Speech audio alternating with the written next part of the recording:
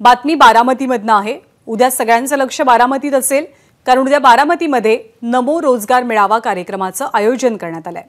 पण या कार्यक्रम पत्रिकेतनं शरद पवारांचं नाव वगळलं गेलं। पत्रिकेमध्ये नाव टाकताना सरकारी शिष्टाचार विभागाकडनं हे राजकारण झालेलं आहे का, याची चर्चा आता रंगू लागली आहे। नाव वगळण्याची सूचना शरद पवार यांच्या कार्यालयातनं दिली नसल्याची माहिती मिळते। अधिक माहिती देण्यासाठी निलेश बुधावले आपल्या सोबत आहेत। निलेश, नाव नसण्यावरनं बरीच चर्चा रंगलेली आहे। शिष्टाचार नेमका काय सांगतो, नियम काय आहेत, का हे नाव वगळलं गेल्याचं कळतंय?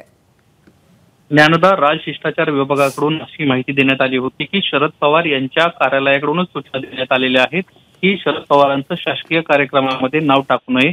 मात्र याबाबत ज्यावेळेस खातरजमा करण्यासाठी एबीपी माझानं शरद पवार यांच्या कार्यालयाशी संपर्क साधला, त्यावेळेस अशा कुठल्याही आपल्या वतीनं सूचना देण्यात आलेल्या नाहीत अशी स्पष्ट माहिती त्यांच्या वतीनं देण्यात आली। त्यांच्या वतीनं ही देखील माहिती देण्यात आली की लवकरच सोलापूरला एक महत्त्वाचा कार्यक्रम राज्य सरकारचा पार पडतोय आणि या कार्यक्रमासंदर्भात मात्र विचारणा शरद पवार यांच्या कार्यालयाला झाली होती आणि शरद पवार यांच्या कार्यालयानं या कार्यक्रमाला शरद पवार उपस्थित राहणार नाहीत अशी माहिती दिली होती। मात्र उद्या जो कार्यक्रम पार पडतोय त्याबाबत कुठल्याही प्रकारची विचारणा करण्यात आली नव्हती।